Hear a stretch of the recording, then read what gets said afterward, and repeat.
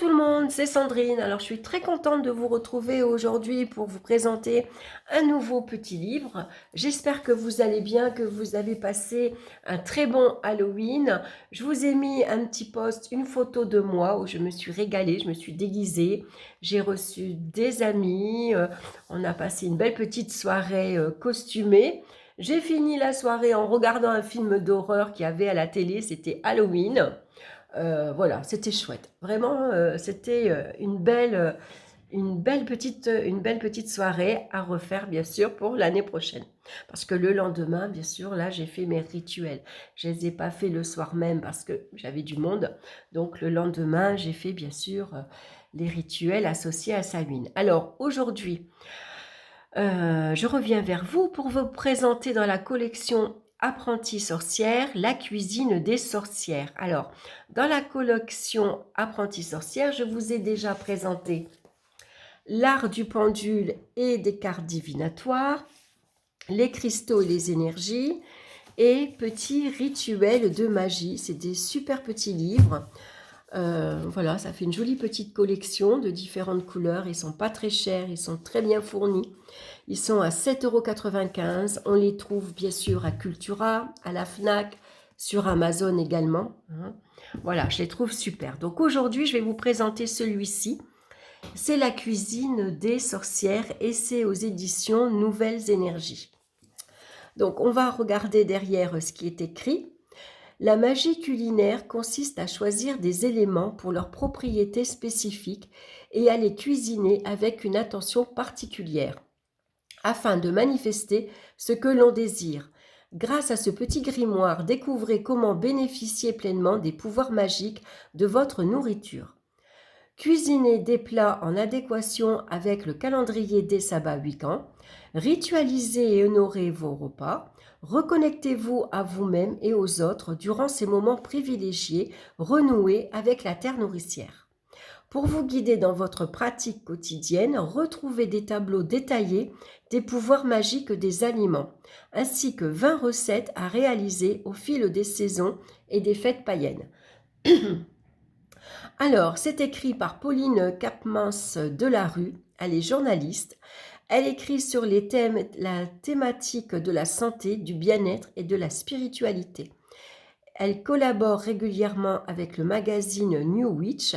Plongée dans l'univers de la magie du féminin sacré depuis son plus jeune âge, elle se passionne très vite pour la sorcellerie moderne et les remèdes naturels. Donc, on va regarder ce petit livre de suite. Donc, bien sûr, à garder dans la cuisine, à côté de sa gazinière. Donc là, on a un sommaire. Il est très joliment illustré. Qu'est-ce que la magie alimentaire ? Alors, depuis toujours, la nourriture revêt un caractère sacré par sa capacité à nous maintenir en vie, à nous donner de l'énergie à guérir certains maux, mais aussi à nous relier à la nature et même aux divinités. Donc là, l'importance du feu. Donc, vous voyez, il y a de jolies illustrations. Donc ici, il y a un petit rituel préhistorique, la récolte et la préparation, la magie culinaire aujourd'hui, la Kitchen Witch sorcière du foyer. Celle que l'on nomme la Kitchen Witch ou sorcière du foyer dans le paganisme moderne est adepte de la magie verte, la magie des plantes. Elle s'intéresse tout particulièrement au pouvoir de la nourriture. Elle privilégie les produits naturels, cueille des plantes et les fait sécher, prépare les infusions qui guérissent et cuisine avec des herbes, des épices ou encore des huiles essentielles. Ensuite, qu'est-ce que la Wicca ? Donc ça, c'est chouette. On va avoir... donc la Wicca repose aussi sur la célébration des fêtes païennes, les sabbats étroitement liés au cycle des saisons. Si certains sorciers poursuivent leur développement spirituel de leur côté, d'autres se réunissent en coven, préférant pratiquer la magie et honorer les divinités en groupe. Ensuite, donc là, on va avec la Wicca, on va bien sûr honorer la déesse et le dieu. puisqu'elle repose sur l'idée que le divin est universel. La déesse et le Dieu existent en nous et dans tout ce qui nous entoure, quand bien même ils ont été personnifiés par les religions ancestrales. Voilà, donc ensuite la nourriture comme source d'énergie vitale, les aliments à haute vibration énergétique, donc c'est un acte de transformation et si je ne sais pas cuisiner, hein, vous voyez, il y a de très belles illustrations. Petit rappel d'éthique en magie alimentaire. La magie alimentaire, comme toutes les formes de magie, ne doit pas être utilisée pour nuire ou pour manipuler autrui. Donc, je ne nuis pas, ni ne manipule. Je concilie vie de famille et pratique magique. Donc, les outils de la cuisine magique, bien sûr, on va retrouver le livre de recettes, les marmites et les casseroles, les saladiers, les bols et les tasses, la cuillère en bois, le mortier et le pilon, le couteau, les assiettes, le four, bien sûr, le sel, l'eau, les bougies et l'encens. Donc ici, on a les bougies, quelle couleur pour quel usage. Donc par exemple, pour le vert, ça va attirer la chance, la prospérité, la guérison et la fertilité. Comment sélectionner ces ingrédients? Je mange naturel, sain et de saison. Donc ici, surtout, ce qui est intéressant, c'est surtout de consommer les légumes de saison. Voilà, par exemple, à cette saison-ci, on ne va pas manger, c'est des tomates par exemple, vous voyez. On va plutôt manger la courge, on va faire des soupes avec de la courge, des potirons, vous voyez, ou des poireaux par exemple. Alors ensuite, qu'est-ce qu'on a? Faut-il être végétarien? Donc c'est pas indispensable. Ensuite, la symbolique des couleurs. Donc, vous pouvez également utiliser la symbolique des couleurs pour choisir vos ingrédients. Donc, par exemple, le rouge pour la passion et l'amour. Donc là, on va utiliser, pourquoi pas, un poivron rouge. Ensuite, je n'oublie pas mes goûts, bien sûr. Un esprit sain dans un corps sain. Alors, je vous dis pas tout, sinon il n'y a pas de surprise pour découvrir le livre. Et puis, bon, ça serait trop long, vous voyez, il est quand même assez épais. Ensuite, on va avoir un tableau de correspondance magique, ça c'est super. Donc, on va avoir la correspondance magique des herbes aromatiques et des épices. Donc, par exemple, si je prends l'anis, ça va attirer l'amour, le pouvoir magique c'est l'amour, et l'élément associé, ça sera l'air. Si je prends la menthe poivrée, le pouvoir magique c'est la sexualité, la purification, la guérison, l'élément associé, ça sera l'air également.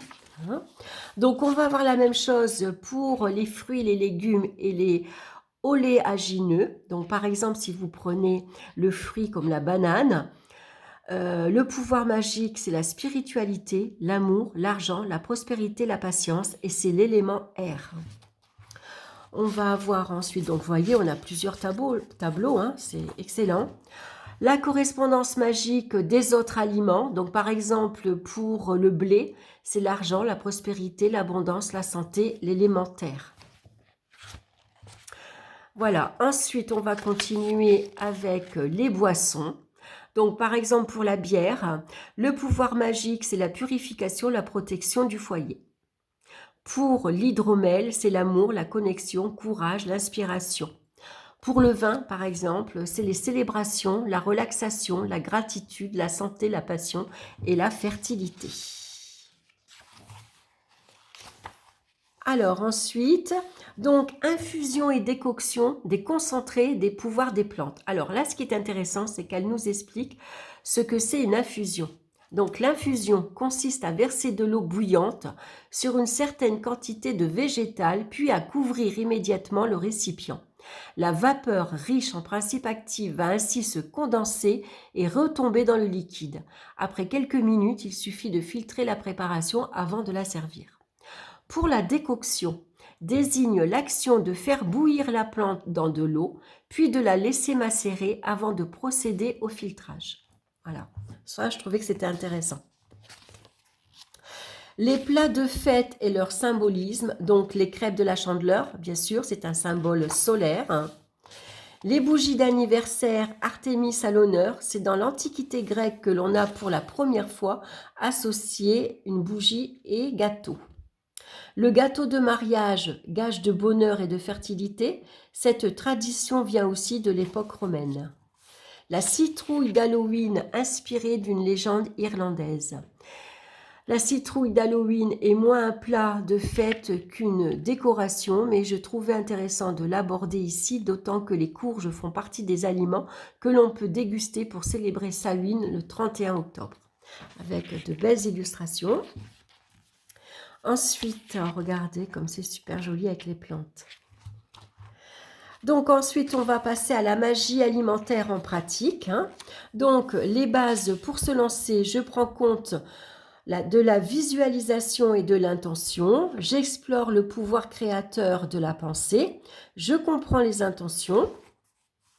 Je me débarrasse des émotions négatives et croyances limitantes. J'harmonise mon niveau vibratoire. Astuce pour harmoniser sa fréquence arbitraire,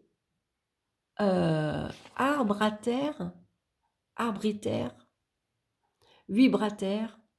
Excusez-moi. Voilà, je vous le rapproche si vous arrivez à lire. Ébratoire. Ah, sa fréquence vibratoire. Oh là là. Ouf. Bon, allez, on n'ira rien. Alors, se connecter avec la nature, marcher pieds nus dans l'herbe, se promener en forêt, enlacer un arbre, se baigner dans la mer, plonger dans une rivière, jardiner, méditer régulièrement, s'ancrer, écouter de la musique, danser. Voilà, tout ça, ça va augmenter votre fréquence vibratoire. Aménager sa cuisine de sorcière, donc je crée un espace sacré, regardez comme c'est joli. Je range, je nettoie, j'utilise des herbes et des cristaux, les herbes purificatrices. Ensuite, on va avoir les pierres, donc on peut utiliser du quartz blanc pour purifier la pièce, une aventurine verte pour la joie et la vitalité, une sélénite pour une ambiance chaleureuse et paisible, une opale verte pour promouvoir des habitudes alimentaires saines. Donc, un autel dans ma cuisine. Fabriquer ses produits ménagers naturels. Donc, par exemple, ici, on a une recette pour nettoyer les sols. Une recette pour nettoyer les multisurfaces. Des pastilles pour le lave-vaisselle.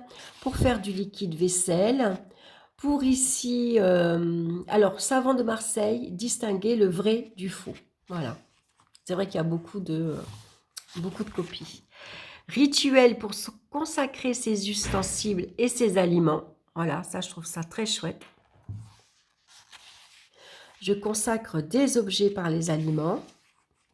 Je charge mes aliments avant de les cuisiner. J'enchante mes plantes aromatiques. Bénir ses aliments. Comment faire? Et pour l'eau, réussir son rituel culinaire. Donc, je mélange dans le sens des aiguilles d'une montre. J'utilise des matériaux nobles. Je grave des symboles sur mes aliments. Je cuisine avec amour. Je suis le cycle de la lune croissante. Donc, on va avoir donc les cycles de la lune croissante, la pleine lune, la lune décroissante et la nouvelle lune. S'ancrer et s'équilibrer, je mange en conscience. Je me connecte aux aliments avant de les manger. Donc ici, on a 5 astuces pour manger en conscience. Donc, supprimer les sources de distraction comme la télé, par exemple, le téléphone. Commencez par regarder votre plat. Prenez des petites bouchées. Mâchez longtemps. Ne culpabilisez pas. Cultiver ses propres végétaux. Ça, c'est bien de cultiver. Voilà, on va cultiver ces plantes aromatiques. Ensuite, voilà, je pense à l'engrais, la cueillette et les sabbats, bien sûr. Regardez comme c'est joli. Carnet de recettes et célébrations païennes. Alors, petite introduction au sabbat. Donc, la pratique wiccan est intimement liée au cycle des saisons. C'est pourquoi elle repose sur la célébration de sabbat, des fêtes rythmées par la course du soleil dans le ciel et par les récoltes célébrées autrefois en Europe. Les 4 sabbats mineurs correspondant aux solstices et aux équinoxes, il s'agit de Yule, Ostara, Lita et Mabon. Ensuite, on a les 4 sabbats majeurs qui tirent leur origine d'anciennes fêtes païennes en lien avec l'agriculture et la gestation des animaux. On les connaît aujourd'hui sous le nom d'Embolc, Beltam, Lamas et Samhain. Donc, les sabbats de l'automne, ici, on va avoir donc Mabon. Donc, les aliments pour célébrer Mabon. La même chose pour Samhain. Ensuite, on va avoir des recettes. Donc, vin de figue pour Mabon, patates douces au sésame pour stimuler le désir, la salade de fertilité au cresson, œufs mollets et grenades. Voilà, une salade pour s'ancrer, une tarte de citrouille pour Samhain. Ensuite, on a un cake de prospérité aux poires et aux clous de girofle, du pécampi pour trouver du travail. Ensuite, on va retrouver ici les sabbats de l'hiver, donc Yule. Comment célébrer Yule en pratique, les aliments pour célébrer Yule, cidre chaud aux épices. Et puis, bien sûr, on va avoir d'autres recettes qui correspondent à cette saison d'hiver. Les sablés de Yule. Ici, on a les crêpes à la vanille d'Imbolc. Donc, ensuite, on va avoir des recettes pour Imbolc. Là, on va retrouver les sabbats du printemps. Donc, c'est Ostara. Donc, les aliments pour célébrer Ostara. La même chose pour Beltane, ici, qui est célébré le 1er mai. On va retrouver toutes les recettes. Voilà, ensuite on va avoir pour des recettes pour Ostara, des recettes pour Beltane, donc on va faire le 22 mai pour attirer l'amour. Ensuite on a les sabbats de l'été ici avec Lita, donc comment célébrer Lita en pratique. À chaque fois vous savez comment célébrer ce sabbat. Les aliments pour célébrer Lita, la même chose pour la masse. Ici, et puis ensuite on a d'autres recettes. Donc 2 pains de la masse. Ici, pizza, courgette, aubergine pour la spiritualité par exemple. Tarte aux fruits du solstice d'été pour Lita avec ces belles tartelettes aux fraises, ça donne envie. Voilà, et puis ensuite à la fin on a une bibliographie. Et puis, voilà, on va avoir quelques pages blanches pour noter vos propres recettes. Vous pouvez noter vos rituels également. On en a plusieurs. Et voilà. Et c'est tout pour le petit livre, mais je le trouve vraiment très chouette. Ils sont très agréables à lire. Ils sont très faciles à utiliser parce que c'est des ingrédients qu'on trouve très facilement. C'est pas des recettes très compliquées non plus. Et puis les rituels sont assez faciles à faire également. Et vraiment, tout est expliqué de A à Z.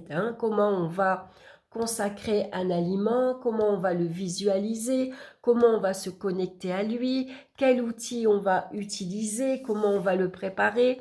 Voilà, je trouve que c'est des petits livres vraiment, vraiment très, très chouettes. Voilà, bah écoutez, j'espère que ça vous aura plu.